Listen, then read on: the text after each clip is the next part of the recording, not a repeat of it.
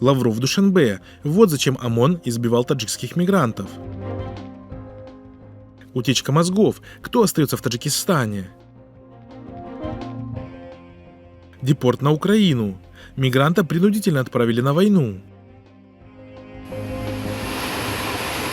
Министр иностранных дел России Сергей Лавров завершил двухдневный рабочий визит в Таджикистан. Лавров встретился с президентом Рахмоном и министром иностранных дел Сираджиддином Мухриддином. Лавров символично начал свой визит с посещения 201-й российской военной базы. Напомним, что 10 тысяч российских военнослужащих дислоцируются в столице страны Душанбе и городе Бахтар по договору с Россией до 2042 года. В рамках своего визита на военную базу Лавров также сделал весьма неожиданное заявление, выразив надежду на вступление Таджикистана в ЕАЭС. Мы очень рассчитываем, что ваши таджикистанские хозяева, предоставляющие эту гостеприимную территорию, вскоре все-таки определят для себя выгоды от присоединения к Евразийскому экономическому союзу.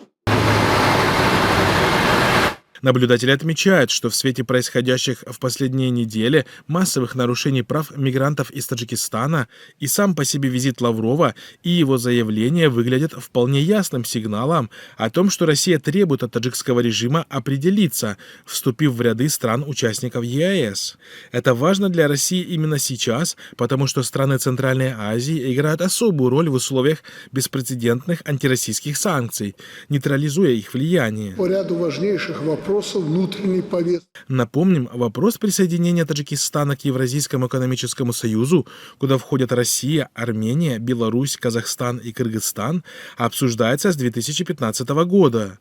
Однако Рахмон уклоняется от предложений, осознавая негативные последствия для своего режима от ЕАЭС, вступление в который будет означать прекращение многих связей с Китаем, от которого таджикский режим экономически зависит сегодня в значительной мере.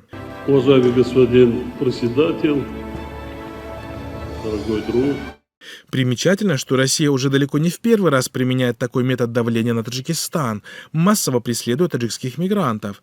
Так, в 2011 году Россия устроила массовые задержания и депортации таджикских трудовых мигрантов в ответ на обвинительный приговор в отношении 2 российских летчиков, обвиненных в контрабанде. Сам же обвинительный приговор со стороны таджикского суда также был далеко не продиктован строгим следованием букве закона. Годом ранее родственник президента Рахмона был осужден подмосковным судом на длительный срок за попытку сбыть 10 килограммов героина. Таким образом, российские власти делают вид, что они работают, и делают вид, что они кого-то победили. Они отвлекают внимание населения от реальных проблем, которые есть в российском. Скорой медицинской помощи. Утечка мозгов нанесла ущерб экономике Таджикистана в размере около 80 миллиардов долларов. Тем не менее, в стране не предпринимается никаких мер, чтобы обратить вспять этот процесс. Между тем, Россия приглашает высококвалифицированных специалистов и предоставляет им относительно лучшие условия, чем Таджикистан. Именно к таким выводам пришли специалисты в ходе обсуждений в рамках круглого стола «Ситуация с кадровым обеспечением в сфере образования и здравоохранения», который недавно состоялся в Душанбе. Анвар Бабоев, заведующий сектором миграции и населения отдела демографии Института экономики и демографии Академии наук Республики Таджикистан, сказал: расчеты по методике ООН показывают, что потеря одного специалиста обходится государству в 300 тысяч долларов, и получается, что ущерб от выезда за пределы страны 266 тысяч кадров составил 79 миллиардов 800 миллионов долларов. На круглом столе было сказано, что львиная доля утечки мозгов приходится на сферу медицины. Десятки тысяч таджикских медиков сейчас работают в России и пользуются льготами этой страны.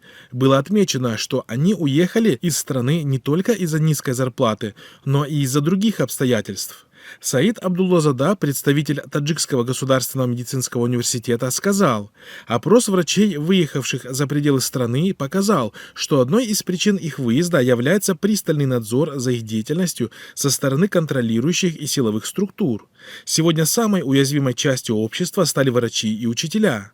Процесс выезда таджикских врачей набирает обороты, так как, по их словам, с каждым годом их проблемы только растут. Считаю, что основная причина, по которой врачи покидают Таджикистан и устраиваются на работу в городах и регионах России и других стран, заключается в низкой заработной плате, говорит Хуршед Зарипов, таджикский врач, проживающий в России. В настоящее время в Таджикском государственном медицинском университете не хватает более 100 преподавателей, то есть тех, кто должен выписывать новое поколение медицинских работников. Утечка врачей из страны происходит в то время, когда в большинстве регионов в самом Таджикистане не хватает медицинских кадров. В 2020 году власти сообщали о нехватке более 6 тысяч врачей и медсестер в стране. Участники круглого стола в Душанбе назвали сложившуюся ситуацию не кризисом, а катастрофой.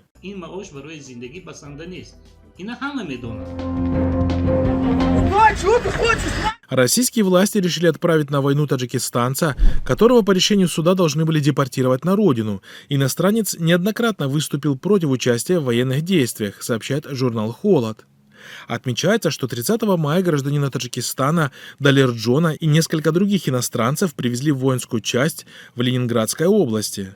Таджикистанец рассказал журналисту, что не подписывал контракт на службу в российской армии. В воинской части нам сказали, что за нас уже все подписано. Я не хочу ехать на войну. Сказал им, что я поеду домой. Они ответили, что я смогу попасть домой только через тюрьму, отметил Далерджон. По его словам, у него забрали паспорт. Более того, таджикистанец рассказал, что в воинской части находится гражданин Узбекистана, который тоже не хочет участвовать в военных действиях. Далерджон не смог связаться с консульством и посольством Таджикистана. Последние 25 дней таджикистанец находился в Центре временного содержания иностранцев по Санкт-Петербургу и Ленинградской области, куда его поместили после задержания. В центре Далерджона заставили подписать какой-то документ, ничего не объяснив. После подписания документов за иностранцами приехали сотрудники военкомата.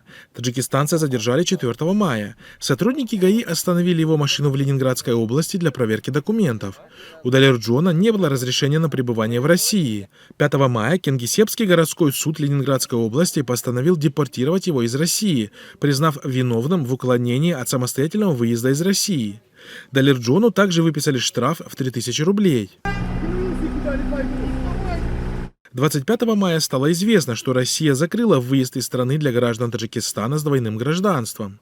Таджикистанцы, имеющие также российское гражданство, пожаловались на то, что им запретили выезд за пределы этой страны. Вместе с этим они стали получать электронные повестки. 8:00 явиться по адресу город Орел, улица Маяковского, 56, по вопросу мобилизации. Скажите, вы являетесь гражданином Российской Федерации?